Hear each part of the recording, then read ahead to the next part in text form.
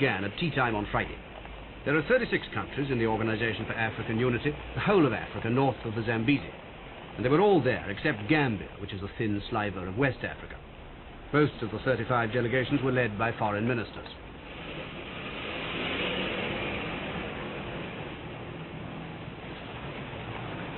The last to arrive was His Imperial Majesty the Emperor Haile Selassie I.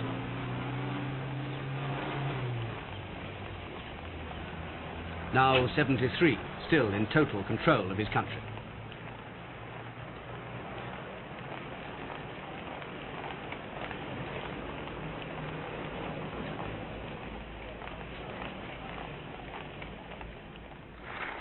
Africans love an emperor as long as he's an African emperor.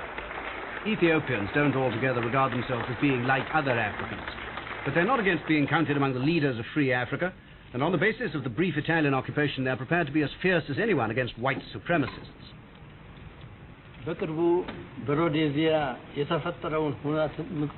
Speaking in Amharic, the language of Ethiopia, the emperor opened the council with as tough a speech as any delegate could have wished.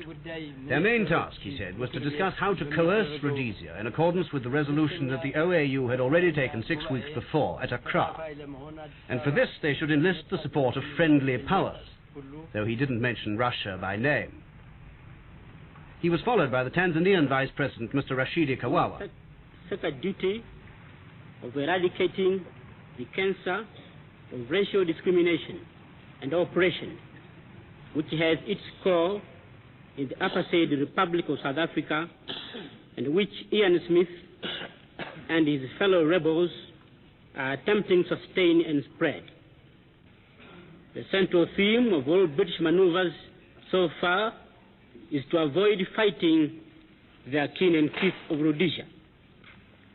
It is important that this conference should place British maneuvers so far on this problem in their proper perspective. This public part of the proceedings only lasted for the first hour of the first day. During it, the emperor left.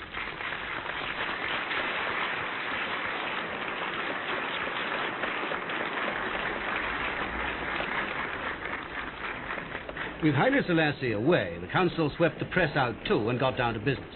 They wasted no time. Before they emerged again, they took their decision to cut their diplomatic links with Britain, and perhaps other links later. That night, heavy discretion prevailed. But the next day, Saturday, when they met again, there were a few talkers.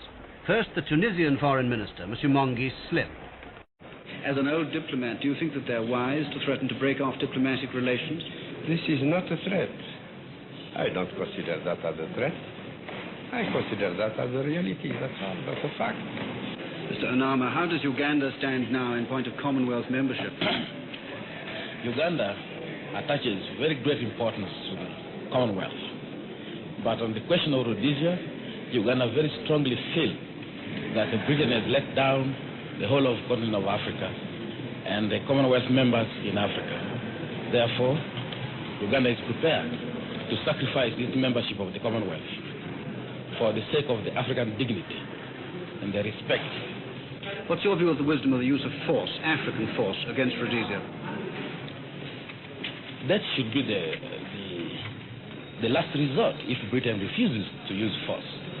And it's funny for Britain not to use force to crush a rebellion in the Rhodesia.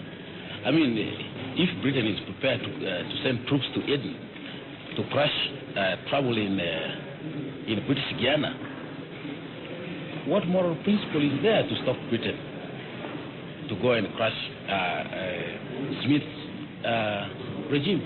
But if Britain finds this impossible, you would advocate putting African troops in, would you? Why should Britain find it impossible? Are you saying that Africa would in fact find it difficult to put troops in?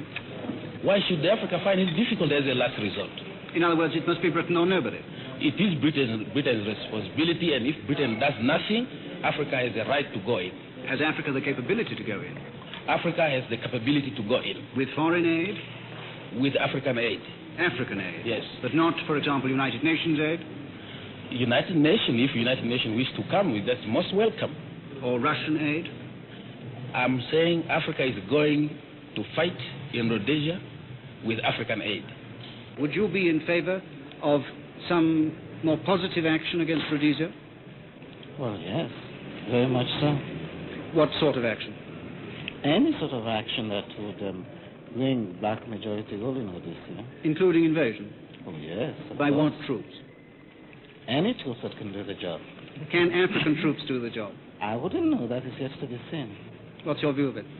I wouldn't know, not being a military expert. I hope they do the job if it comes to that. But you would not be appalled at the suggestion that troops should be invited in from outside? Why should I be when I wasn't, when all the people were not appalled when troops were invited to go into places like the Congo, like Vietnam, like Dominican Republic? Why should I be? And you have the impression that this view is widely shared among other delegates? I should hope so, yes. Ethiopian troops would be an important element in any African expeditionary force. These are palace guards in training. It was late on the second day, Saturday, that the military problem was discussed. There were certainly voices for invasion, failing that for forward bases near Rhodesia. There were also delegates who saw some of the difficulties. At 6 that evening, the council broke for a while to cross the road past the imperial fountains and have a drink with the emperor. Military men were the ones everybody wanted to talk to assuage their doubts. It was almost the first chance delegates had to lobby each other. Dress optional. The Zambian Home Affairs Minister was in a blue and yellow beach shirt. The Zambian Foreign Secretary robed. The Tanzanian Vice President pyjama suited. When they went back to work, it was another 4 hours before they emerged for the last time. Communique from Monsieur Telly. It was uncommunicative. The military problem had been settled by referring it to a committee, but the communique didn't say so. It simply said that the council had decided on concrete measures against the Smith regime. Des mesures concrètes permettant de mettre fin au régime raciste de la minorité des colons européens. So that was it. Delegates began to think of facing their more skeptical heads of government with their decisions. By then it was 2 o'clock in the morning on Sunday.